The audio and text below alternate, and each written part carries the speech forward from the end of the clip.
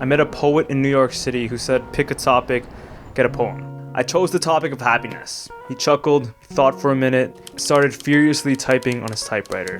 My glass has been feeling half empty, desperate enough to ask a bearded poet what he thinks.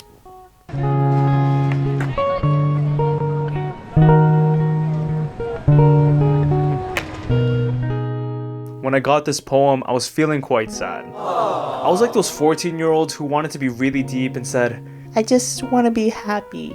I'm not trying to make fun of anyone because I was literally that 14-year-old who was trying to be happy. But I asked for the topic of happiness because happiness was something I was lacking at that phase of my life. Now, why was I unhappy? Well, first, I think we have to dissect what happiness means. Because happiness is a strange thing. Everybody wants to be healthy, wealthy, and happy. I mean, that's the trifecta. Please don't come at me with your fatfluence campaigns and call me fatphobic. I have nothing against fat people. But why don't you ever see fat male mannequins? Don't come at me with your picket signs saying, eat the rich!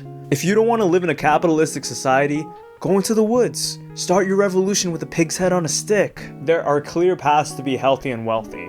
Eat less, move more. Spend less, make more. But there is no direct path to happiness, yet it's one of the most desirable things humans search for. Wanting a break, looking for a way in. So I search and search for a crack to shimmy through, but they've all been filled by times of liquid gold.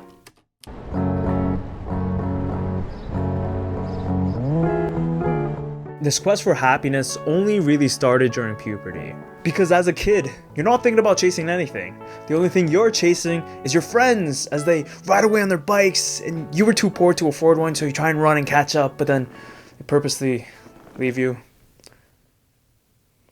My childhood was rough, guys. The child has no desire because he lives in the now. But when you hit puberty, that's when desire sets in. Because unhappiness is a deal you make with yourself until you get what you want. The reason why I say it starts during puberty is because that's when our biological need sets in. We want a potential mate. I still remember awkwardly asking for my crush's phone number. I was like, can I please get your phone number, please? She could smell the desperation reeking off my Axe body spray. They lied on those commercials. Instead of my times being filled with liquid gold, they were filled with women. From grade 4 till September of last year, I've actively pursued women with some wins but many losses. When I got this poem last year, I was feeling sad because of a girl. I was in this friendship where I wasn't being righteous.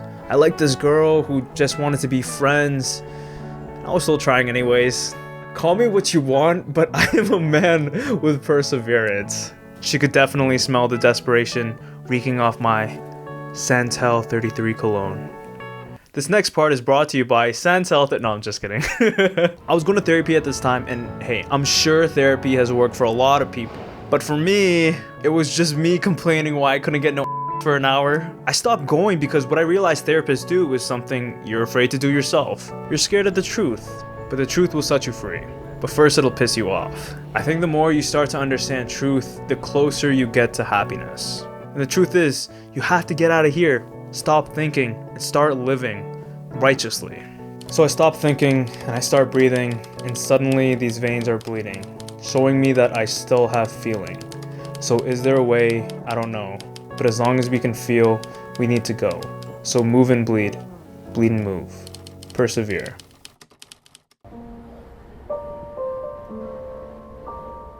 This was the second worst pain I've ever felt. The first being my girlfriend dumping me and my grandma dying in the same month. The second being friend-zoned by a girl I really like. And the third is those existential thoughts that blindside you at 4 p.m. on an idle Tuesday. I realized no matter how much pain you're going through, the only thing you could do is keep living forward. The truth that I learned through countless expensive therapy sessions is to never sacrifice your peace for the happiness of another.